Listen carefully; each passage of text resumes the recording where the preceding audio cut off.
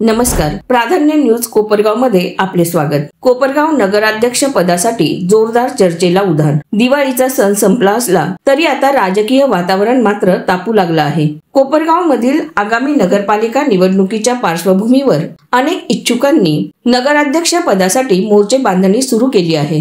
चर्चेत असलेल्या काही नावांकडे पाहिलं तर दीपक वाजे, पराग संधान, योगेश बागुल, मंगेश पाटील, विजय वहाणे, राजेंद्र झावरे, सौ सपनाताई भरत मोरे आणि आर.डी. सोनवणे ही नावं सध्या जोरात चर्चेत आहेत। मागील निवडणुकीत कोणत्याही पक्षाला स्पष्ट बहुमत मिळालं नव्हतं, मात्र अपक्ष उमेदवार म्हणून विजय वहाणे यांनी मोठं यश मिळवत नगराध्यक्षपद पटकावलं होतं। आता मात्र त्यांनी थेट भाजपकडून उमेदवारीसाठी मुख्यमंत्री देवेंद्र फडणवीस यांच्याकडे तिकिटाची मागणी केल्याचं त्यांनी प्राधान्य न्यूजला सांगितलं आहे।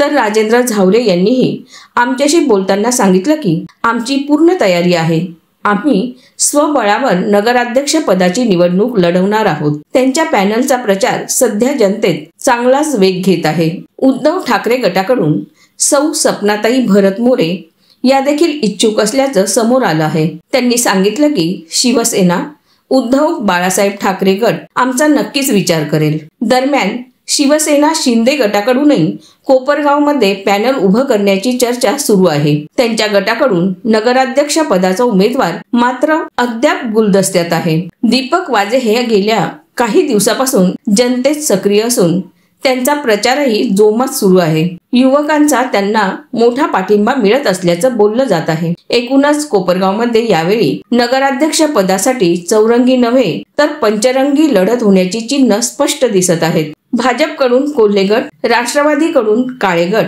शिवसेनेचे दोन्ही गट आणि अपक्ष उमेदवार अशा रंगतदार स्पर्धेची सर्व तयारी दिसून येते आहे। अजून कोणत्याही पक्षाकडून नगराध्यक्ष पदाचा अधिकृत उमेदवार जाहीर झालेला नाही, त्यामुळे कोपरगावचं राजकारण नेमकं कोणत्या दिशेने जाणार आणि अजून कोणतं नवं नाव चर्चेत येणार याकडे सर्वांचं लक्ष लागलं आहे। न्यूज रिपोर्टर प्रमोद पवारसह कॅमेरामन शिवकुमार इंगळे, प्राधान्य न्यूज, कोपरगाव।